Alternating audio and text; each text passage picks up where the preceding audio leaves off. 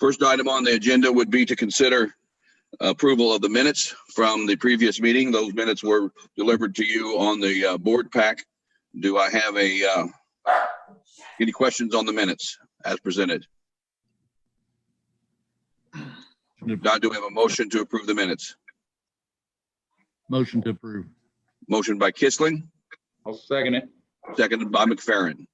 Vote, please. Kissling. Aye. Devon. Aye. Bounds.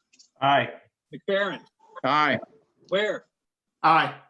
5 ayes, no nays. 5 ayes, no nays. The minutes are hereby approved.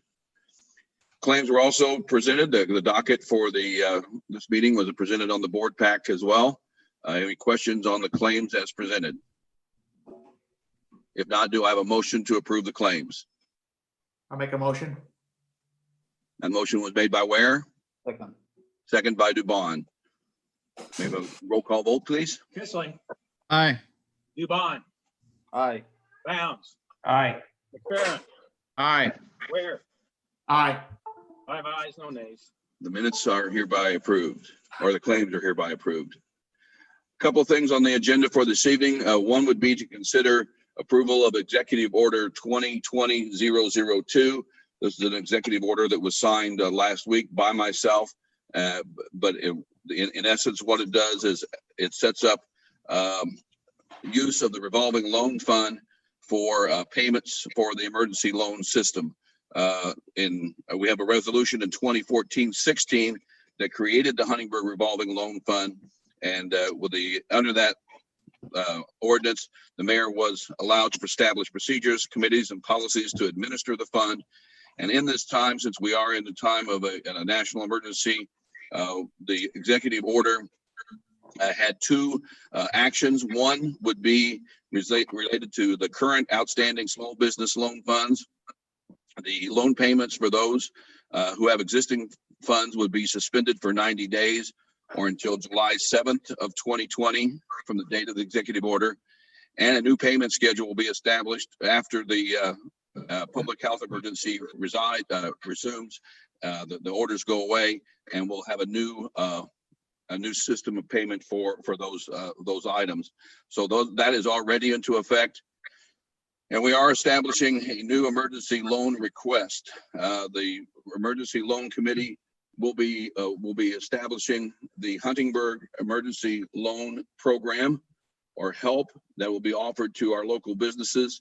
The Huntingburg Emergency Loan Program will be available to applicants for up to $5,000 with an interest rate of 1.5%. The funds are being made through the revolving loan fund. There will be 2 rounds of grant funding. The first round will begin after this meeting and run through Thursday, April 30th, with the first awards on May 11th. A second round will be then put into place at that time. To be eligible for the Huntingburg Emergency Loan Program, applicants must be an existing business within the city limits of Huntingburg, and the applications will be available online at our website, www.huntingburg-in.gov. So that executive order was put into place, but I would want the council to ratify that executive order. Any questions on the order from any of the council members? Hearing none, do I have a motion to approve the executive order 2020-002? Motion by McFerrin. Second. I'll second the motion. Second by Bounds. Vote, please. Kissling. Aye. Devon. Aye. Bounds. Aye.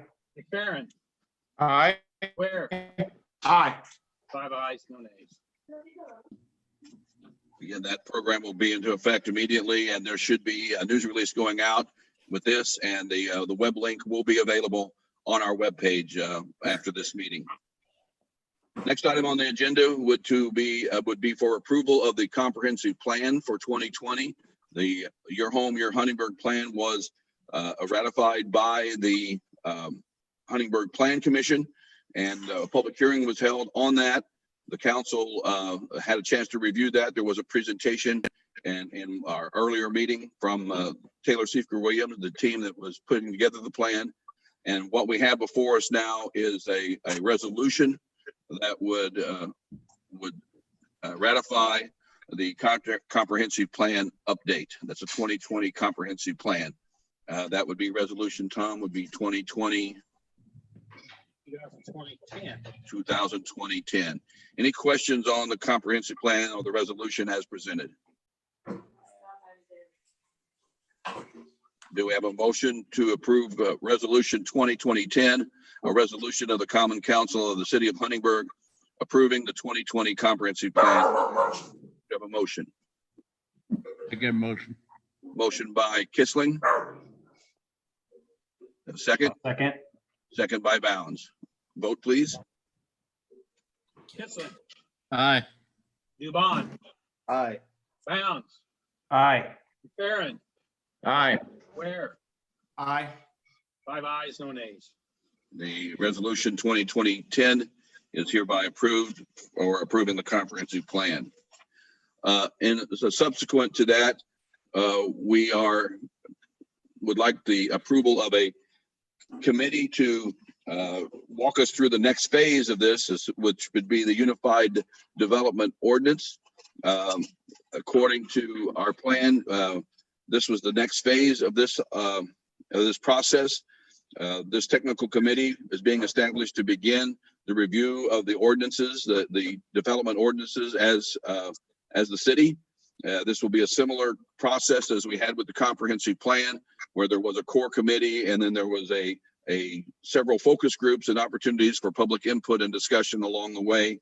But I have presented to you a document with the suggested members of the development ordinance technical committee. Those members would include Brad Eckerly from Rosemer Land Surveying, Lynn Kissling, who is a council member and a plan commission member, Paul Lake, the city planning director, city attorney Philip Schneider, city code enforcement officer Kurt Souders, myself, city street superintendent Jason Stom, the director of community development Rachel Steckler, Nathan Wagner from Cash Wagner and Associates, and Sean Werner representing the DuBois County Health Department. That is my recommendation for the technical committee to guide us through the development ordinance process. Any questions from the council on the committee? Do we have a motion to approve that committee appointment? I'll make the motion. A motion by Bounds, Motion second. second by Dubon. Vote, please. Kissling, Aye. Dubon, Aye. Bounds, Aye. McFerrin, Aye. Ware, Aye. 5 ayes, no nays. Committee is hereby appointed. Next item on the agenda would be to consider approval of appraisals. And City Attorney Schneider, would you explain that document, please? Certainly. On April 14, the judge of the DuBois Circuit Court appointed appraisers to appraise the value of the electrical easement that was taken by the city in connection with the Market Street Park construction. 3 appraisers were appointed, and they filed their appraisal report on March 16, appraising the value of the take to be $450. In addition to that, each of the appraisals filed their fee statement for their services, totaling $4,500. So at this point, the next stage would be for the city to pay into the clerk of the court the appraised value of the take, $450, plus interest at 8% from the date of the take. That will amount to be about another $70 or so, and also payment of the fees of the appraisers. Appraisers' fees total $4,500. The take is $450, and interest will probably be about $70. Questions from the council concerning the appraisals and the approval of that claim? I have a question. Phil, is that just an average, or is that what agreed upon, or how's there was only one appraisal per? Yeah, no, there were 3 appraisers, 2 certified appraisers and 1 layman freeholder owning property, and they each charged $1,500. I understand that. Now, the process is that as soon as the city pays into the court the amount of the damages determined by the appraisers, the easement becomes absolutely the city's. Either party can object to the appraised amount, in which case it would be referred to jury trial. That's all I can tell you at this point. Okay. I wouldn't recommend objecting to the appraised value. No, $450 is very reasonable. no, I'd make a motion to approve that appraisal. Which, Motion by Kissling. Do we have a second? I'll second it. Second by McFerrin. We have a vote, please. Kissling, aye, Dubon, Aye. Bounds, Aye. McFerrin, Aye. Ware. Aye. 5 ayes, no nays. I do have a question, Phil. If somebody, once we pay in and we pay in the amount of interest from the date of the take, even if somebody decides to take it to jury trial, does the interest still mount or is that over? The interest could mount, well, if a jury came back and awarded more, then we would pay interest on their award back to the date of the taking. The taking actually occurred about May 18 of 2018. That's when the transformer pad was put in place. So yeah, it's possible. It's not a huge amount. I'm just wondering if there is a, and if we agree upon it, if everybody agrees with it, that's the end of the interest. Yeah, they have, the plaintiffs would have 30 days to object to the appraised value and request a jury trial. So if nothing happens within 30 days, it's final. Okay, that's what I want to know. Thank you. Any other questions? Anything from Court Treasurer today? Nope. Any other items from the council? Yeah, I got one thing. I want to say a shout out for Don Forster for contributing 3 days of his time, his personal time, to help out the city with the workman comp audit. So I know he volunteered for that. And I think it's great that he helped us out to do that. That's all. Okay, thank you, Tim. Any other items? Do I have a motion to adjourn? motion. Motion by Kissling, I'll Yeah, second Ware it. can be- second by Ware. We have a roll call vote, please. Kissling, Aye, Dubon, Aye. Bounds, Aye. McFerrin, Aye. Ware. Aye. 5 ayes, no nays. 5 ayes, no nays. The meeting is hereby adjourned. Thank you for your attendance.